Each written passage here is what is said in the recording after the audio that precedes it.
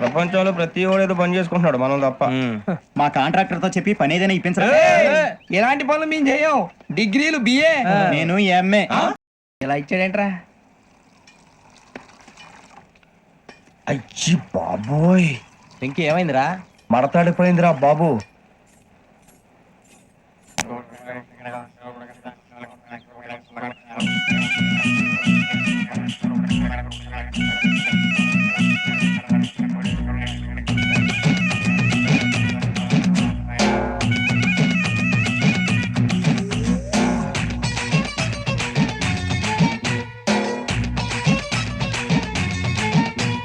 సిలకేమో శ్రీకాకుళం, హర్రే కులుకేమో మల్కీపురం. సిలకేమో శ్రీకాకుళం, పులుకేమో మల్కీపురం, సొగసేమో ఈసాపట్నం, జగదంబ జంధన్రో. అర్రె పెదవేమో పిఠాపురం, రుచి చూస్తే మిఠాయిపురం, నడుమేమో గరం గరం భిమిలి బిచ్చేరో. ఇది టెక్కలి టెక్కుల్తిరో, మహాబాబిలిని కుల్తిరో, కుర్రకారుకి సరని కిర్రెక్కించే కిర్లం పూడి సరిగేరో. మాస్తో పెట్టుకుంటే మడతడిపోతే, ఒంట్లో ఒక్కో నరం మెలిగడిపోతే.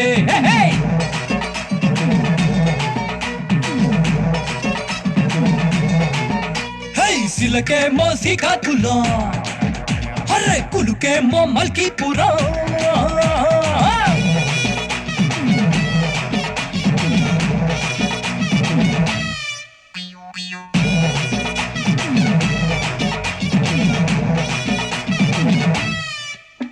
అరే వన్న చూస్తే పాలంగడి, ఒళ్ళు చూస్తే పూలంగడి, బుగ్గ చూస్తే భోగాపురం బూరెల కావడి, దీని జబ్బ చూస్తే పర్లాకి మిడి కొబ్బరి చల్లిమిడి.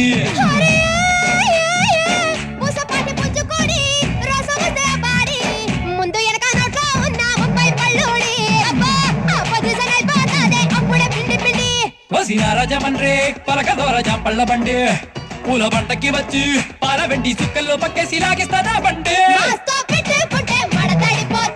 అది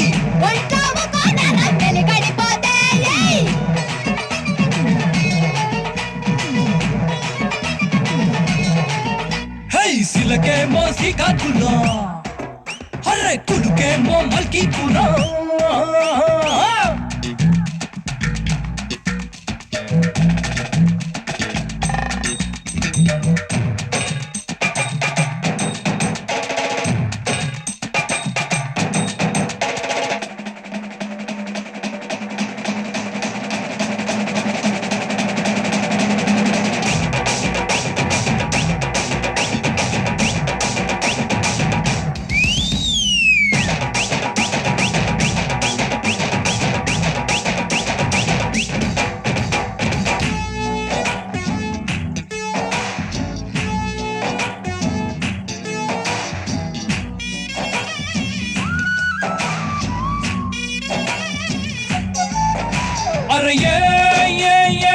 ఉన్నోళ్ళు లేనోళ్ళని మనిషిలోన తేడాలు, ఉన్నదాకా వేటే మానవు టక్కరి తోడేళ్ళు, వాటి ఆటలింక కట్టించకుంటే బతకరు పేదోళ్ళు. అరే హాయ్ ముందు మరి ఈ సంగతి తెలుసుకుని పెద్దోళ్ళు, లోటు ఇంకా సరి చెయ్యకుంటే నా బోటి కుర్రోళ్ళు. ఇంత వీధికెక్కి పెట్టక తప్పదు వీపుల దంపుళ్ళు. నువ్వు సేనానివయ్యో, సింహాచలం సింహానివయ్యో, నీకు ఎదురెదురయ్యో, ఎదుటి వాడి మేలుని కోరే మనిషివి నువ్వేరో. మాస్తో పెట్టుకుంటే మడతడిపోతే, ఒంట్లో ఒక్కో నరం మెలిగడిపోతే. మాస్తో పెట్టుకుంటే మడతడిపోతే, ఒంట్లో ఒక్కో నరం మెలిగడిపోతే. సిలకేమో శ్రీకాకుళం, అర్రే కులుకేమో మల్కీపురం.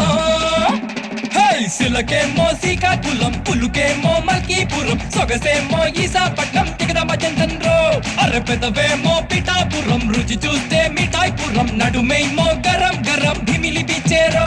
ఇది టెక్కలి టెక్కుల్తిరో, మహాబాబిలిని కుల్తిరో, కుర్రకారుకి సరని కిర్రెక్కించే కిర్లం పూడి సరిగేరో. మాస్తో పెట్టుకుంటే మడతడిపోతే, ఒంట్లో ఒక్కో నరం మెలిగడిపోతే.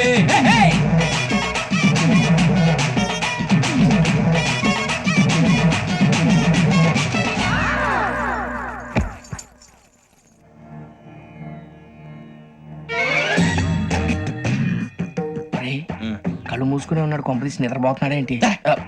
ధ్యానం కళ్ళు మూసుకొని ఎవరినో కాంటాక్ట్ చేస్తున్నారు. అవునా? అబ్బా.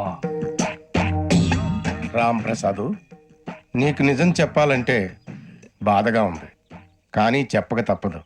ఎందుకంటే అది నిజం కాబట్టి. Correct sir, correct. ఏంటి సార్ అది? నీకు 40 ఏళ్ళు వచ్చే వరకు కష్టాలు తప్పవు. గురుజీ, అవి మామూలు కష్టాలు కావు, అష్ట కష్టాలనే చెప్పాలి.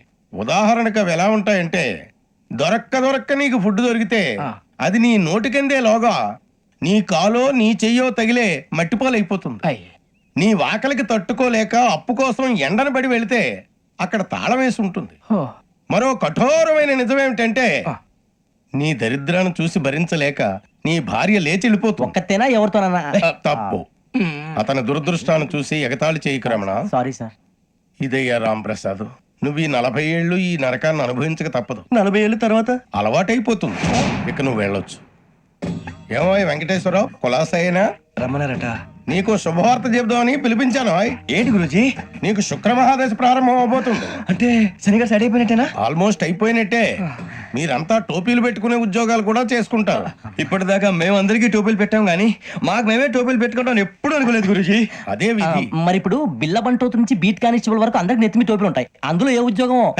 ఎస్ఐ గారు కూడా టోపీ పెట్టుకుంటారు తెలదా? ఏది మన చదివే చదువులకు ఎస్ఐ ఉద్యోగాలు ఇస్తారేంటి? గ్రహాలు శాసిస్తున్నప్పుడు చదువులతో పని లేదు. ఏబిసిడీలు చదివినా చాలు మీ జీవితాలు విచిత్రమైన మలుపులు తిరుగుతాయి. మీకు విపరీతమైన ఫాలోయింగ్ వచ్చేస్తుంది. మీరు చాలా ఫేమస్ అయిపోతారు. వింటానికి చాలా బాగుంది. ఇప్పుడు మమ్మల్ని ఏం చేయమంటారు గురుజీ? ఏమీ చెయ్యదు, వెయిట్ చేయండి. కాలం కలిసి వస్తే అదృష్టమే మిమ్మల్ని గేలం వేసి పట్టుకుంటుంది. అంతవరకు వెయిట్ చేయండి. వెయిట్ చేసి కొంచెం వెయిట్ కూడా పెరిగింది. అయినా పర్వాలేదు, వెయిట్ చేస్తాం. అందాక ఏ అప్పు సపోర్ట్ చేసుకుని తాగుతాం, బ్రతుకుతాం అన్నట్టు.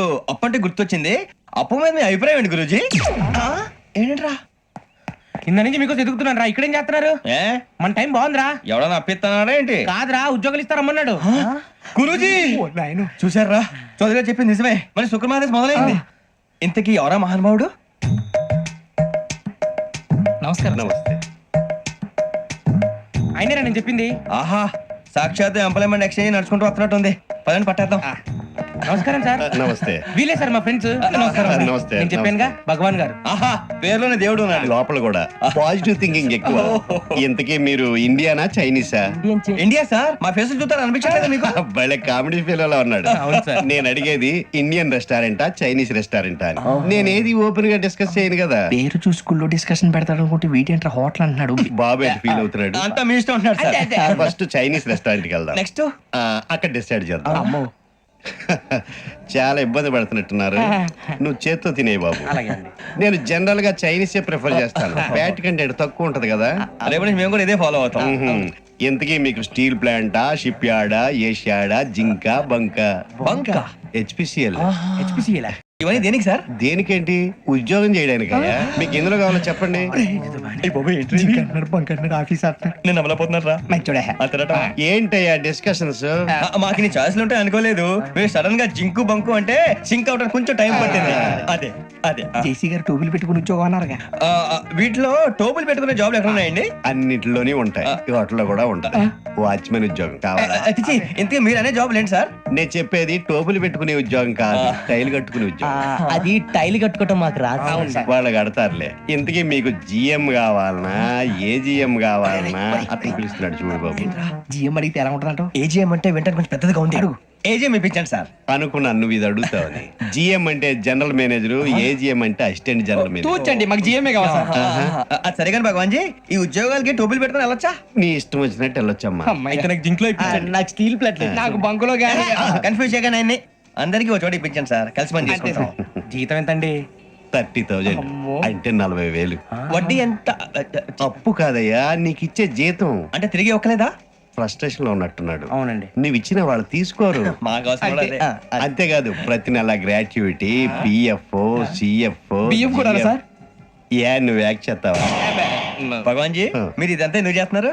ఊరికే మాత్రం కాదు, నేను మంచోడని చెప్పి నా కారు పెట్రోల్ లేకుండా వెళ్తుందా? వెళ్దాం. నేను ఇచ్చుకోవాల్సినవి ఉంటాయి కదా. కదా.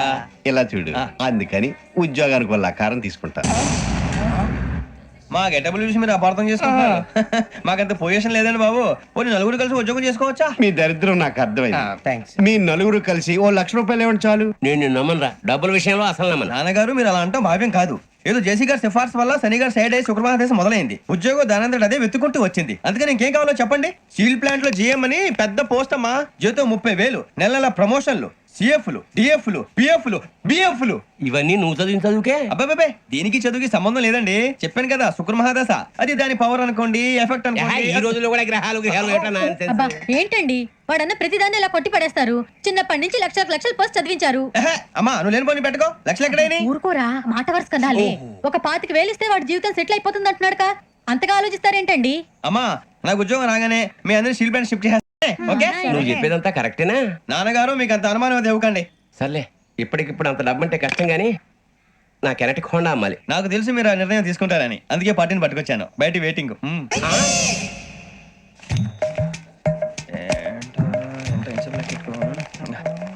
ఇవ్వండి. భగవాన్ జీ మీతో నాకు కుదరదండి, మీరు తేడా మనుషులా ఉన్నారు. చూడటానికి అలా కనపడతాం కానీ తేడా మనుషులు కాదండి. ఇది ఎంతో లెక్క పెట్టండి. 5,000 తగ్గిందండి. ఆ విషయం నాకు ముందు చెప్పాలి కదా, ఇది తేడాతనం కదా. సర్దుబాటు కాక జరిగిన పొరపాటు. మా దరిద్రం మీకు తెలియదు కాదు. మీ ప్రాబ్లమ్స్ నాకు అనవసరం అండి. ఇప్పటికే మీ మూలంగా 3 లక్షల బొక్క తెలుసా. మీరు ఫేస్ అంత చిరాగ్గా పెట్టకండి. రే ఆ గొలుసు ఎవరా? తొందరగా ఎవరా? ఆయన కోపం వస్తుంది.